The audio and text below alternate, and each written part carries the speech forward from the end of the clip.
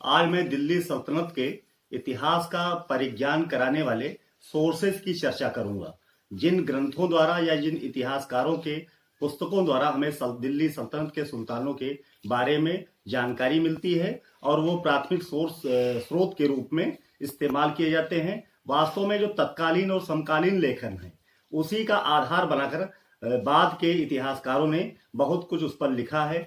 प्राथमिक सोर्सेस का इतिहास में बड़ा महत्व है। जो समकालीन लेखन होता है वास्तव में प्रत्यक्ष ज्ञान के आधार पर वे विद्वान या इतिहासकार ग्रंथों की रचना करते हैं। हमारे देश में इतिहास लेखन की या साहित्य लेखन की परंपरा बहुत प्राचीन है, बहुत पुरानी है। लेकिन आमतौर पर अगर हम ध्यान दें, राजपूत काल तक का जो इतिहास है भारत में, अगर जो है ईसा पूर्व से लेकर और उस पर अगर बहुत ध्यान से उसकी चर्चा करें तो समझ में ये आता है कि वास्तव में इतिहास नहीं लिखा गया है, वो साहित्य लिखा गया है। और साहित्य में इतिहास के जो बहुत से फैक्ट हैं, जो तथ्य हैं, उसके बारे में जानकारी मिलती है। और पूरी तरीके से यह नहीं कहा जा सकता है कि कोई भी दरबारी कवि या दरबारी विद्वान उसने इतिहास लिखा हो। वास्तव में इतिहास लेखन की परंपरा का विकास इस मध्ययुगीन भारत में और दिल्ली सुल्तानों से थोड़ा पहले कह सकते हैं मुस्लिम आक्रमणों के साथ शुरू होता है, क्योंकि कश्मीर के राजा हर्ष के समय का दरबारी कवि कल्हड़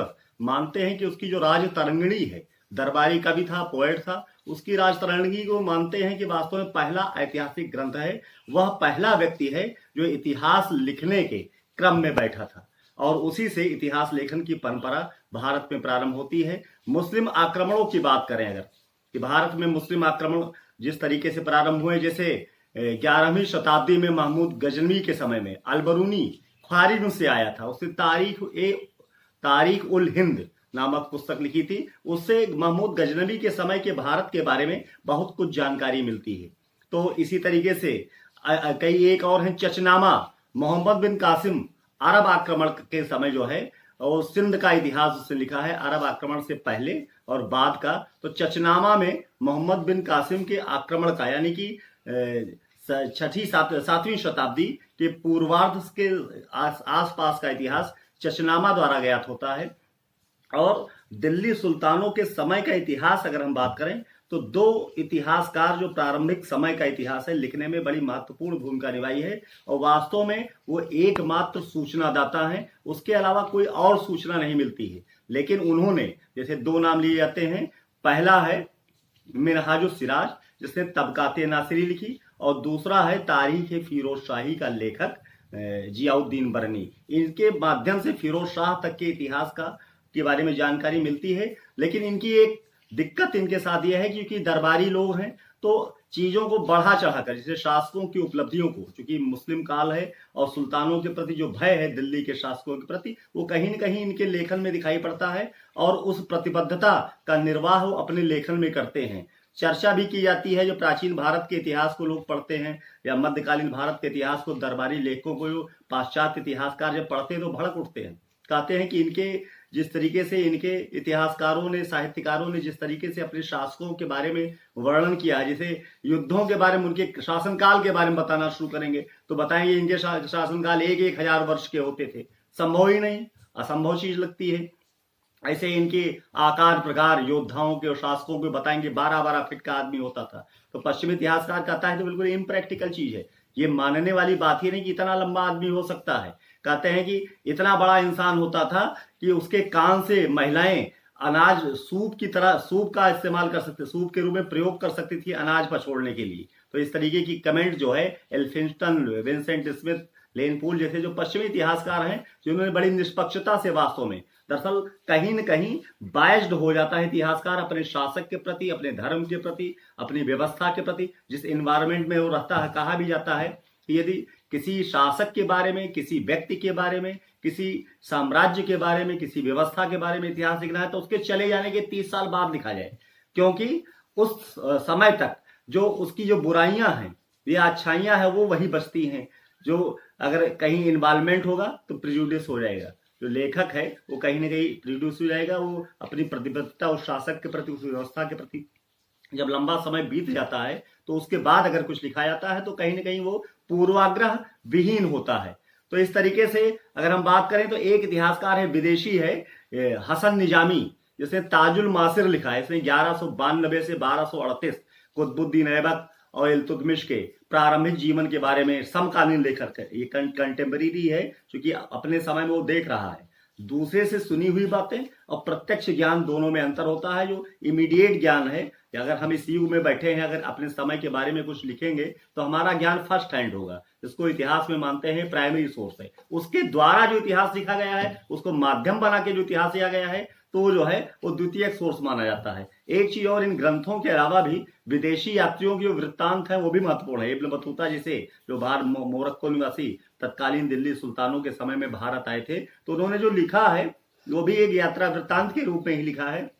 मार्को पोलो है, कई लोग और हैं जिनके बारे में मैं चर्चा करूंगा, तो निकोलो कोंटी है। तो उन्होंने जो है यात्रा वृत्तांत में जो कुछ लिखा है उससे भी कहीं ना कहीं तत्कालीन भारतीय समाज के बारे में, जनजीवन के बारे में, राज व्यवस्था के बारे में, अब तो बड़ी मेच्योर स्थिति है, टेक्नोलॉजी का समय है, एक एक समय के बारे में, एक एक व्यक्ति के बारे में, एक एक व्यवस्था के बारे में कई कई लोगों द्वारा सूचनाएं मिल जाती हैं, कई कई पुस्तकें मिल जाती हैं। लेकिन हमारी व्यवस्था है कि दिल्ली सुल्तानों या प्राचीन कालीन या मध्यकालीन भारत की व्यवस्था है कि हमारे पास एकमात्र सूचना के साधन वही लोग हैं। जैसे मिनहाजुस सिराज की तबकाते नासरी है, तो तबकाते नासरी को शुरू करता है कि मनुष्य की उत्पत्ति से, और जो नासिरुद्दीन महमूद के शासनकाल के 14वें वर्ष तक का इतिहास, जो कह सकते हैं कि 1260 तक का इतिहास उसने जो है अपने ग्रंथ में लिखा है। और उस ग्रंथ के माध्यम से वो सूचनाएं, मनुष्य की उत्पत्ति कैसे हुई, गजनवी के आक्रमण के बारे में, मुइजुद्दीन गोरी के आक्रमण के बारे में उसकी चर्चा करता हुआ चलता है। उसकी व्यवस्था भी है, एक तो प्रतिबद्धता भी है। उसकी इतिहास लिखने के बारे में वो कहता भी है कि मैं इतिहास इसलिए लिख रहा हूं, एक तो अपने व्यवस्था द्वारा, अपने शासक द्वारा उसे धन प्राप्त होता है अपनी उन्नति के लिए। दूसरा एक चीज थी उसके मन में कि चूंकि तुर्की राज्य स्थापित हो रहा था भारत में, तो टर्किश राज्य को बचाने के लिए अलग अलग तरीके से जो युद्ध होते हैं, जो शासक वर्ग होता है, सेनापति होता है, वो व्यवस्था को स्थापित करने के लिए अपनी अपनी क्षमता के अनुसार कार्य करता है। तो जो बौद्धिक क्षमता है उसका प्रयोग बुद्धिजीवी करता है। तो कहता है नव स्थापित टर्किश राज्य को, तुर्की राज्य को बचाना मुख्य उद्देश्य था। उसके लेखन को अगर ध्यान से दें तो उसमें धार्मिक शब्दावली का प्रयोग किया गया है। तिथिक्रम के बारे में, कालक्रम के बारे में बहुत सर्टेनिटी नहीं है। बाद के आसपास के और जो छोटे छोटे ग्रंथ या जो है कुछ सूचनाएं मिलती हैं, उसके द्वारा तिथिक्रम को कोरिलेट करते हैं।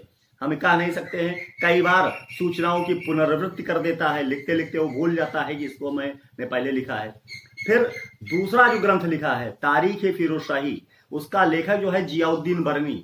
जियाउद्दीन बरनी ने जहां से वो समाप्त करता है, यानी नासिरुद्दीन महमूद के शासन के 14वें वर्ष, जियाउद्दीन बरनी वहां से शुरू करता है और फिरोज शाह के शासन के प्रारंभिक वर्षों तक का इतिहास लिखता है। उस ग्रंथ का नाम ही उसको समर्पित किया, चुकी जैसे तबकाते नासरी नासिरुद्दीन महमूद को समर्पित किया था मिनहाजुस सिराज ने, उसी तरीके से जियाउद्दीन बरनी ने अपनी पुस्तक तारीख फिरोज शाही फिरोज शाह को समर्पित किया था। वो ग्रंथ को लिखने का उद्देश्य बताता है। जियाउद्दीन बरनी ने कह सकते हैं कि फिरोज शाह के प्रारंभिक वर्षों तक का इतिहास, तो यहाँ तक का वो कवर करता है, नासिरुद्दीन महमूद से लेकर उतना इतिहास, तो थोड़ा मेच्योर है वो।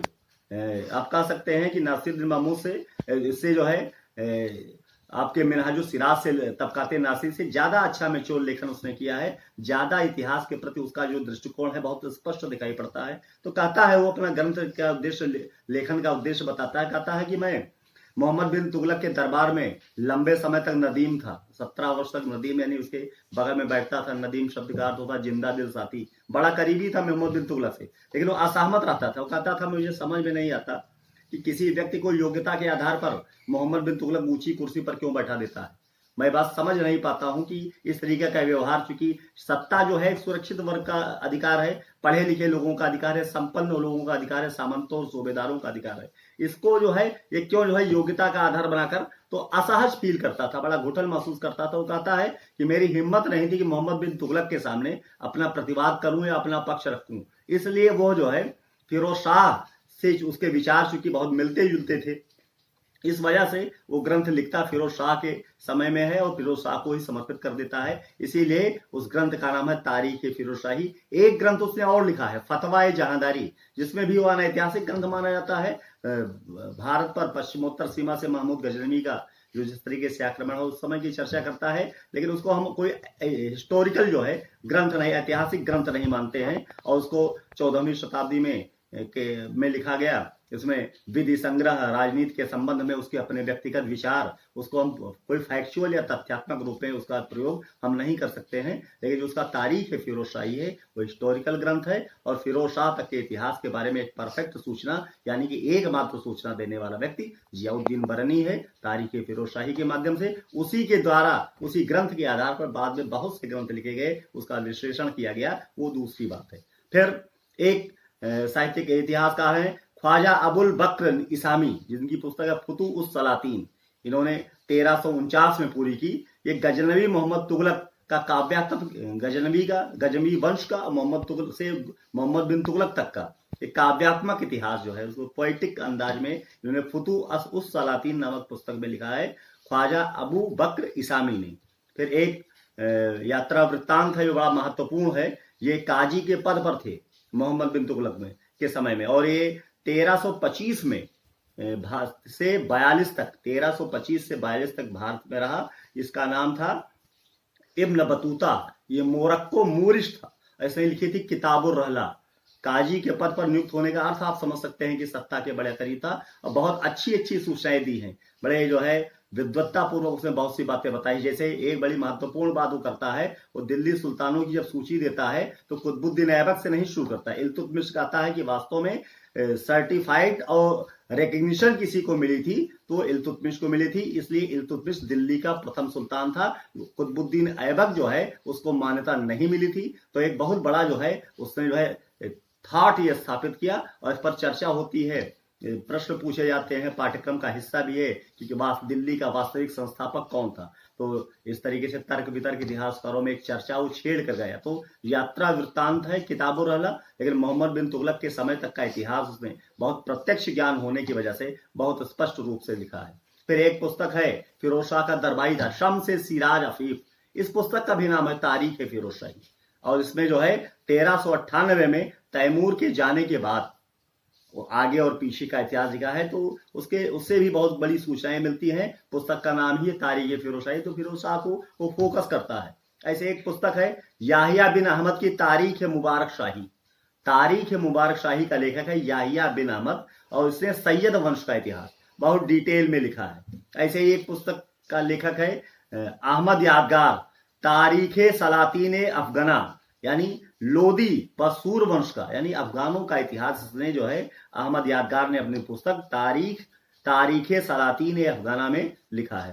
तो ये मोटे मोटे तौर पर हम देख सकते हैं कि तत्कालीन और समकालीन जो दिल्ली सुल्तानों के समय में उपस्थित लोग थे, उनके माध्यम से बाद के इतिहास की रचना पश्चिमी इतिहासकारों ने बड़ा विश्लेषण किया है। लेन पूल, विंसेंट स्मिथ, एल्फिंस्टन जैसे लोग हैं जिन्होंने बहुत बृहद विवेचन करके निष्पक्षता के साथ उसके आधार पर जो है मध्यकालीन भारत के इतिहास को गढ़ने का प्रयास किया है। क्योंकि उनका जो पूर्वाग्रह का जो पक्ष है वो कहीं न कहीं बार बार उभर कर सामने आता है। जैसे अकबर के बारे में कहा जाता है कि अकबर द ग्रेट, अकबर की ग्रेटनेस की सबसे बड़ी बात यह है कि अकबर के बारे में दो लोगों ने लिखा है। जो बात की चर्चा है मुगल काल की, उसकी चर्चा करने का प्रयास करूंगा कि आप पूर्वाग्रह से कैसे ग्रस्त हो जाते हैं। जैसे एक दरबारी कवि है अबुल फजल दरबार में बैठ के अकबरनामा लिखता है, और एक व्यक्ति है अब्दुल कादिर बदायूनी जो बदायूं में बैठकर दरबार में उसको प्रॉपर वेलकम नहीं मिला था।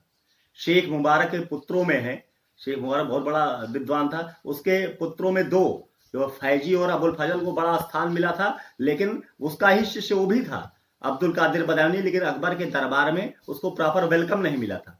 तो कहते हैं कि जो अकबर का इतिहास जब अकबरनामा में लिखता है अबुल फजल, तो उसकी अच्छाइयों को बढ़ा चढ़ा के हाइपरबोल करता है, जो अच्छाइयां हैं या बुराइयां हैं उसको भी बढ़ा देता है। और दूसरा बदायूं में बैठा व्यक्ति वो कुड़ता है इससे, उसको ये पसंद नहीं। अकबर के दरबार में चूंकि उसको स्थान नहीं मिला, मनसबदारी नहीं मिली, उसको प्रॉपर वेलकम नहीं मिला, तो बड़ी आलोचक दृष्टि उसकी हो गई। लेकिन जो लिखने वाला व्यक्ति है, जैसे हम भारतीय स्वतंत्रता संग्राम का इतिहास पढ़ते हैं, बहुत से लोगों ने छिप छिप के लिखा, अज्ञात नाम से लिखा। बंगाल में बहुत बड़ी संख्या ऐसे समाजपाल चार पत्रों, लेखकों, आर्टिकल लेखक की कि अंग्रेज न जान पाए। लेकिन उस स्थिति का वर्णन वो कर देते थे, छिप छिप के इस तरीके से लिखा जिसका प्रचार प्रसार हुआ और जिससे वास्तव में अंग्रेजी सत्ता के विरुद्ध एक आक्रमण करने का जोश भारतीयों में पैदा हुआ। तो वही कार्य किया था अब्दुल कादिर बदायूनी ने। तो उसने कहा कि ठीक है, अगर अकबर के सामने या उसके समय में अगर कोई चीज अगर जो है मैं कहूंगा तो वास्तव में सर काट दिया जाएगा, मुझे जो है अपमानित किया जाएगा और मृत्युदंड भी मिल सकता है। तो उसने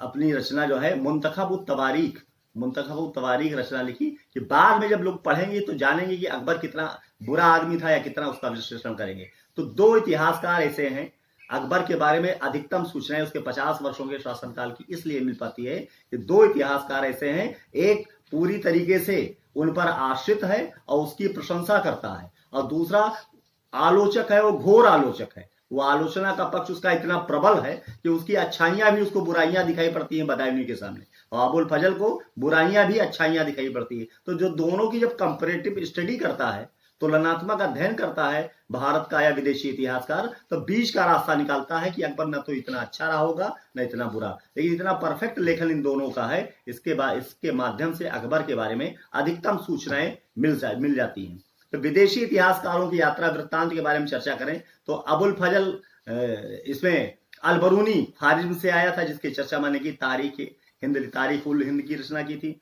इब्न बतूता मोरक्को से आया था। मार्को पोलो 13वीं शताब्दी में आया।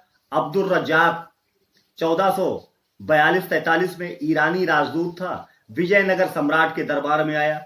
ऐसे निकोलो कोंटी, ये इटली का पर्यटक था, 1520 में आया और इसने जो है वर्णन किया रीति रिवाज के बारे में, जो दक्षिणी भारत है उसके बारे में चर्चा की। डोमिंगो पेज, ये भी पर्यटक था, पुर्तगाली पर्यटक था, विजयनगर सम्राट के बारे में, तत्कालीन जीवन के बारे में उसने बताया। ऐसे एडार्डो बारबोसा 1516 में विजयनगर की यात्रा की थी। तो इन यात्रियों के द्वारा प्राचीन भारत में भी बहुत से नाम लिए जा सकते हैं, जैसे हम चर्चा करते हैं मेगस्थनीज की, सिंह की, वेंसांग की, न जाने कितने लोग आते थे तो कुछ न कुछ लिखते थे, तो उससे कहीं न कहीं वो सूचनाएं भारतीय इतिहासकार या जो है भारत के लोगों को एक मदद मिलती थी, एक सपोर्ट मिला उनके लेखन से, उसके अनुवादों से, उसकी चर्चा होने लगी। तो इस तरीके से हम देखते हैं कि जो दिल्ली सुल्तानों का जो समय है, इसमें एक इतिहास लेखन की परंपरा को फाउंडेशन दी गई, एक नींव दी गई, और दिल्ली सुल्तानों के समय में का जो कुछ भी हमें आज भी ज्ञात है, ऐसे ही हम एक अमीर खुसरो का नाम ले सकते हैं। अमीर खुसरो की खजाइनुल फुतूह, ये राज कवि था जलालुद्दीन खलजी से मोहम्मद बिन तुगलक के समय में लिखा है। 1290 से 1325 तक का इतिहास इसने खजाइनुल फुतूह में लिखा था। सूफी संत कह सकते हैं और जो है पोएट है, लेकिन इसने भी खजाइनुल फुतूह में अपनी रचना में जो है तत्कालीन दिल्ली सल्तनत के सुल्तानों के बारे में 1290 से 1325 कह सकते हैं कि मोहम्मद बिन तुगलक का समय, और जो है जलालुद्दीन खलजी और अलाउद्दीन खलजी, इनके बारे में इसने 3 शासकों के बारे में, खलजियों के बारे में, प्रारंभिक या संस्थापक तुगलक राजवंश के मोहम्मद बिन तुगलक के बारे में इसने चर्चा की है। तो इस तरीके से पूरे परिदृश्य को अगर आप देखें तो दिल्ली सुल्तानों का जो लगभग 320 वर्षों का जो समय है, इसका बहुत स्पष्ट रूप से जो इतिहास प्राप्त होता है, उसमें ये यात्रा वृत्तांत और इन मुस्लिम इतिहासकारों का जो इतिहास लेखन है बड़ा सपोर्ट करता है। धन्यवाद।